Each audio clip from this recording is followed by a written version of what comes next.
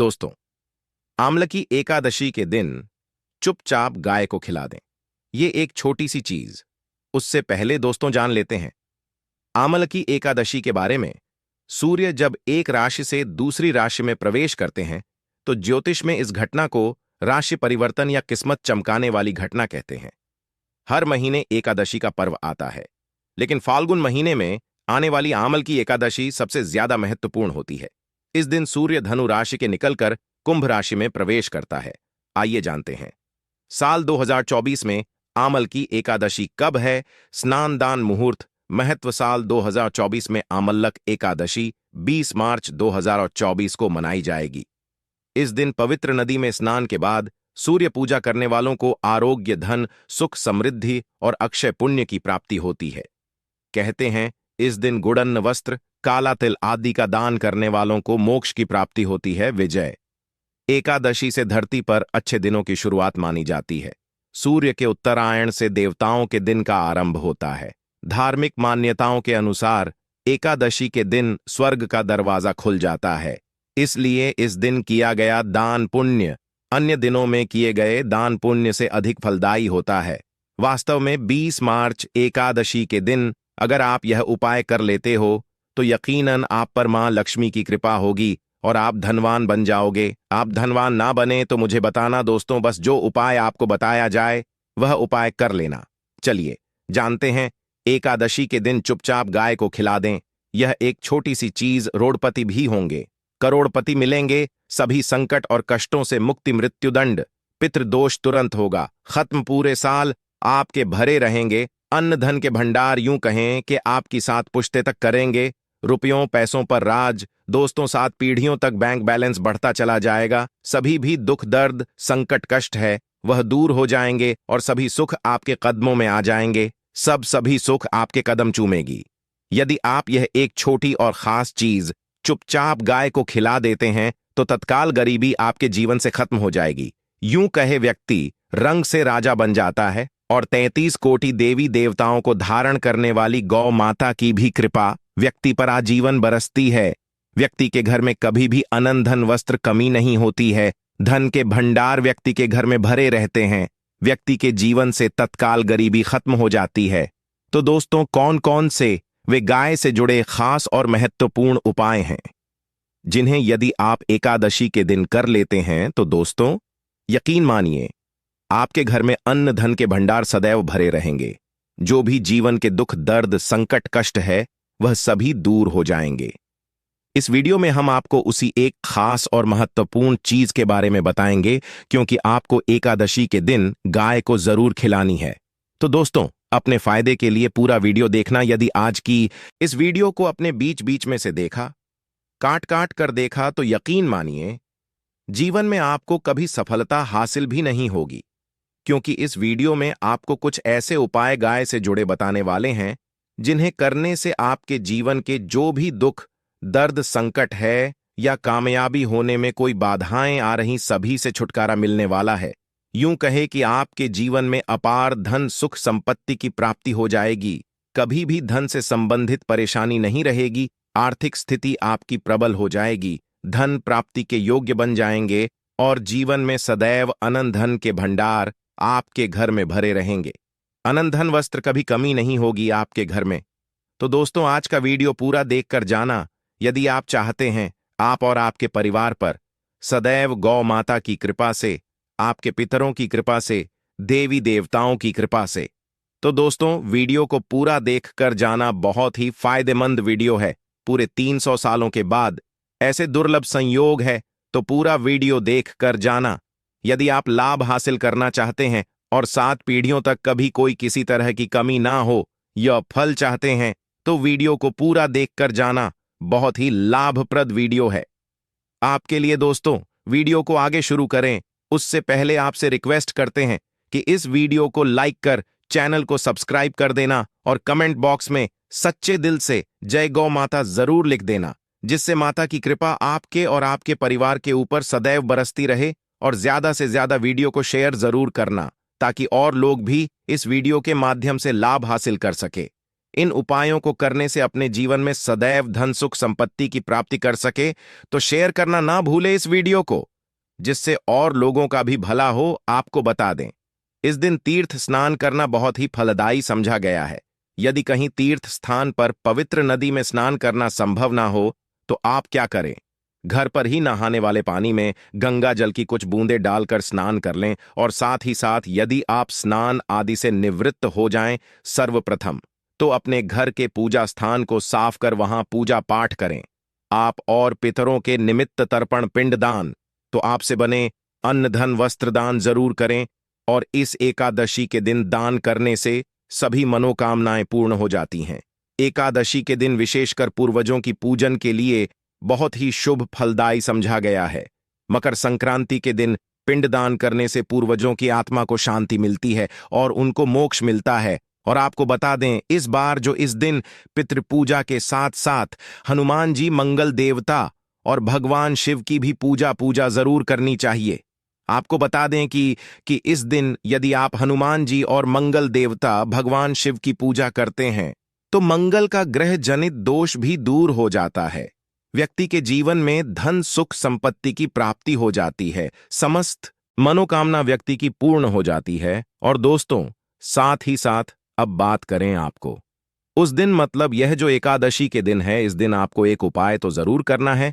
गाय का उपाय बताने से पहले एक उपाय आपको बता दें, इस उपाय को जरूर दूर करें।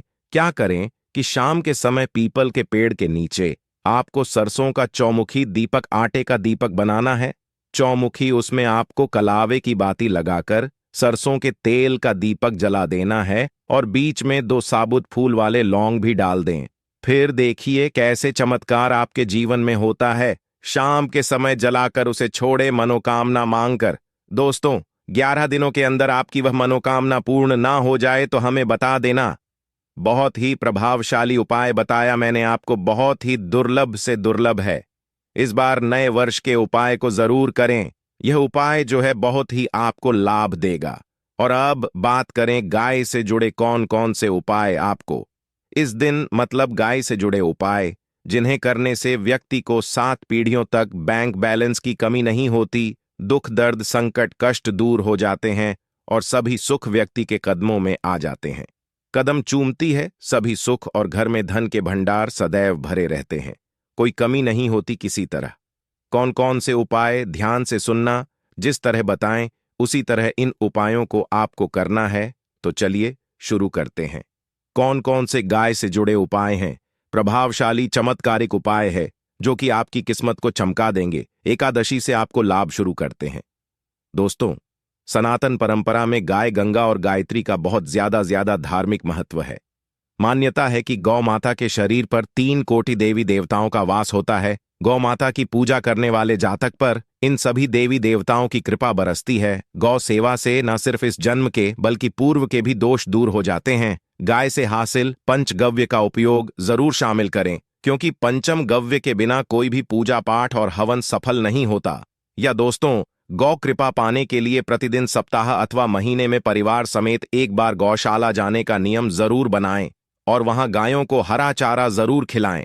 इससे आपको शुभ फलों की प्राप्ति होगी और साथ ही साथ गौ सेवा और गौ पूजा से 9 ग्रह शांत हो जाते हैं और इनसे जुड़े दोषों का निदान हो जाता है। गर्मियों में गौ माता को पानी पिलाएं और सर्दी में गौ माता को गुड़ जरूर खिलाएं। ध्यान रखें कि गर्मियों में गाय को गुधिया, अनेक देवी देवता को अपने ने शरीर पर धारण करने वाली गौ माता से जुड़े कई शुभ और अशुभ संकेत भी होते हैं।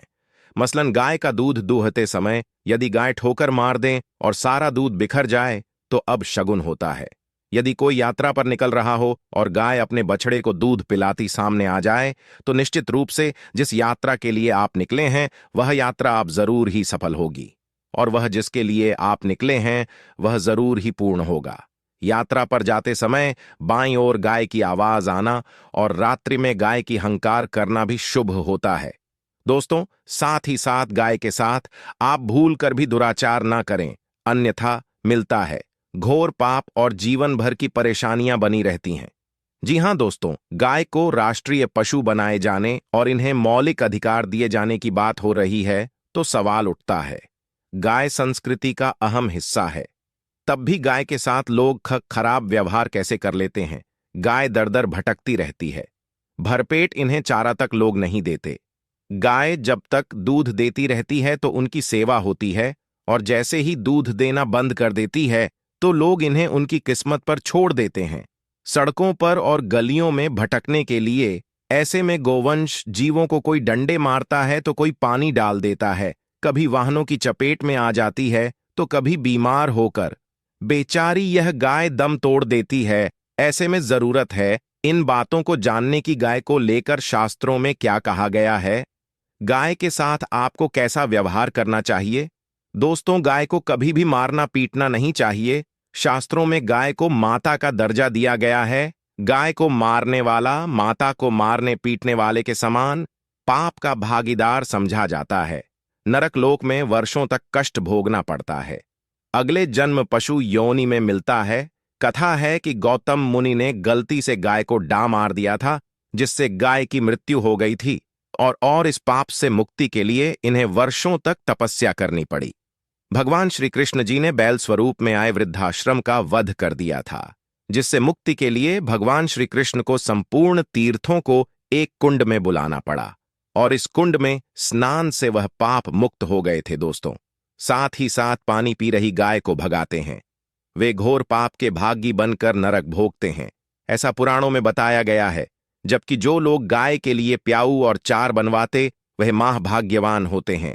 ऐसे लोग घोर पाप से मुक्त होकर स्वर्ग पा जाते हैं और बड़े ही धनवान कुल में जन्म लेकर सुख भोगते हैं। और साथ ही साथ आराम कर रही गाय को कष्ट देकर कभी भी उठाना नहीं चाहिए। कहते हैं कि जिस स्थान पर गाय बैठी है वहां से नकारात्मक ऊर्जा खत्म हो जाती है। गाय के बैठने की जगह को जो लोग नियमित साफ रखते हैं वह जन्म में किए गए जाने अनजाने में पापों से मुक्ति हो जाती है और गोलो लोक में स्थान पाते हैं। गाय को डंडा मारकर उठाना, पानी डालकर उठाने से मनुष्य पाप का भागी बनता है और अगले जन्म में उसे दर दर भटकना पड़ता है। और साथ ही साथ शास्त्रों में बताया गया है कि गाय का दूध उसके बछड़े के लिए होता है।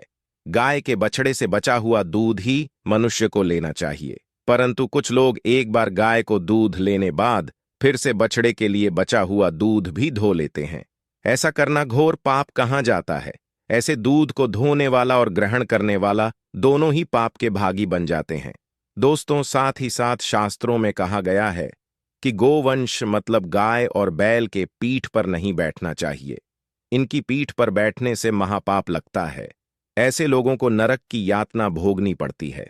एकमात्र देव के अंश के उत्पन्न नंदी ही गोवंश है, जिस पर स्वयं महादेव और महादेवी सवारी करती है। क्योंकि नंदी ने स्वयं अपनी इच्छा से महादेवी की सवारी बनना स्वीकार किया था।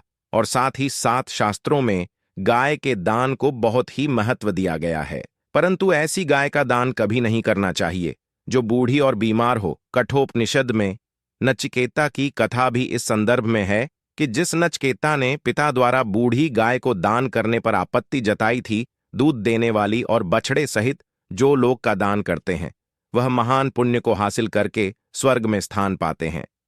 दोस्तों, साथ ही साथ सूर्य चंद्र मंगल शुक्र की युक्ति राहु से हो तो पितृदोष होता है। यह भी मान्यता है कि सूर्य का संबंध पिता से एवं मंगल का संबंध होने के कारण सूर्य यदि शनि राहु या केतु के साथ स्थित हो या दृष्टि संबंधी हो तथा मंगल की युति राहु या केतु से हो तो पितृदोष होता है। इस दोष से जीवन संघर्षमय बन जाता है।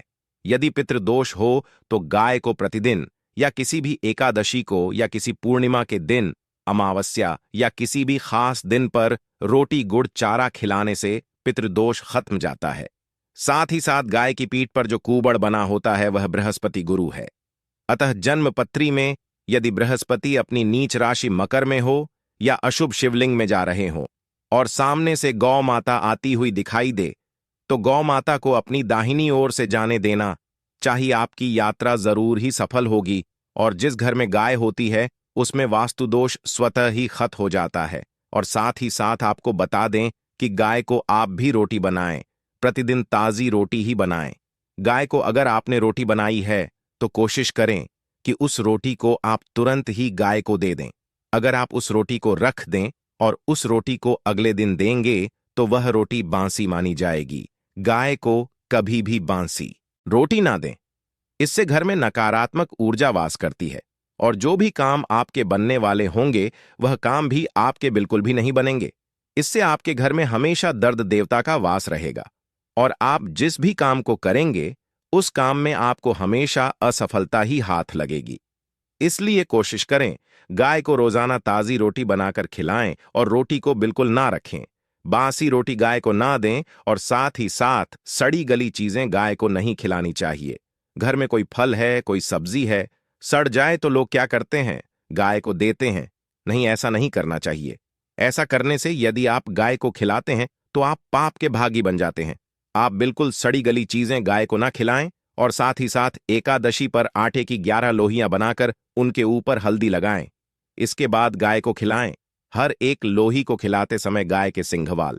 आपके जीवन में खुशियां ही खुशियां होंगी। और एक बार एकादशी पर आप 7 बार गाय की परिक्रमा भी कर लें तो आपके समस्त काम होंगे। और एकादशी पर साथ ही साथ आप गाय को जब भी रोटी दे, रोटी पर या तो आप थोड़ी हल्दी लगा लें या थोड़ा गुड़ रख लें। अगर गुड़ ना हो तो आप थोड़ा घी रख सकते हैं। दोस्तों, गाय को कभी भी सूखी रोटी ना खिलाएं। सूखी का मतलब गाय को रोटी खिलाए, उस पर कुछ ना कुछ रख कर खिलाएं। हल्दी रख ले, गुड़ रख ले, मिश्री घी या जो भी रख ले, मतलब खाली नहीं खिलानी है। इतना करने मात्र से आपके जीवन के सभी दुख दर्द समाप्त हो जाए। दोस्तों, यह थे गाय से जुड़े कुछ महत्वपूर्ण उपाय, कुछ बातें जिन्हें आपको ध्यान में जरूर रखना है। दोस्तों, चैनल को सब्सक्राइब करना बिल्कुल भी नहीं भूलना। कृपया आप चैनल को सब्सक्राइब जरूर करें। आप सभी का धन्यवाद।